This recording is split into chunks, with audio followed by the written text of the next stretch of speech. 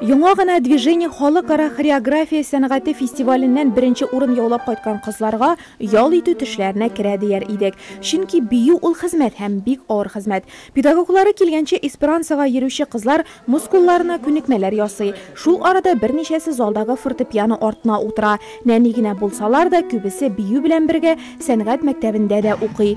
Ләкин бию залында музыка уйный башлау белән 2 сәгать дәвам итәчәк репетиция башлана. Танцы — это красота. Я думаю, то, что бию ул матурлык. Һәр кыз матур итеп хәрәкәтләнә белергә, матур йөрергә тиеш. Бию кешенең эчке дөньясын ачып бирә дип әйтер идем. Кызларымны бию элементларына иретеп кенә калмыйча, аларны матур, зифа, зәвыклы итеп күрәсем килә. Алар бүгенге яшьләр кебек мода, телефон, интернет турында гына уйламасыннар иде. Аларның холкы да, физик кыяфәтләре дә сокланырлык булсын. Бүген эсперанса ансамблендә 45 кыз, яшьләре 9-дан алып 17 яшькә кадәр.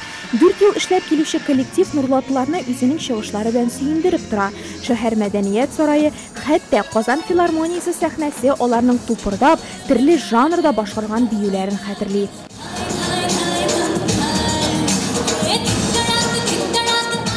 Biz Olga Alexandrovna bik yaratamiz. Ул безнең өчен укытучы гына түгел, ул безнең өчен иң якын дус. Olga Alexandrovna гел шат, күңелле, ул безгә һәр вакыт ярдәмгә килергә әзер. Безнең өчен гел борчыла, безне бик ярата. Безгә аның янында бик кызык, аның янында бик рәхәт. Считаю, что любую трудность можно преодолеть. Теләсә нинди авырлыкларны елмаюлар белән җиңеп чыгарга була. Шуңа да мин кызларга да төшенкелеккә бирелмәскә, алга барырга, максатка ирешергә кирәк дип әйтеп киләм. Шуңа да елмайыгыз. Тамашачы эсперансаның чыгышларын көчле алкышларга күмгән кебек, Ульяновск шәһәре кызы Ольга да Нурлатны тиз арада үз итә. Биредә тормыш иптәше кичкенә улы бар. Ул бит педагог, хореограф кына түгел, ә кайгыртучан әни дә әле. Кабатлаулар арасында мобиль телефоны аша иенә шалтыратулары шуңа ишарәли. Тик озак иркәләнергә вакыт юк. Алда Созвездие Йолдызлык Республика фестивале һәм Алабуга шәһәрендә узачак конкурста үзләрен күрсәтәселәре бар.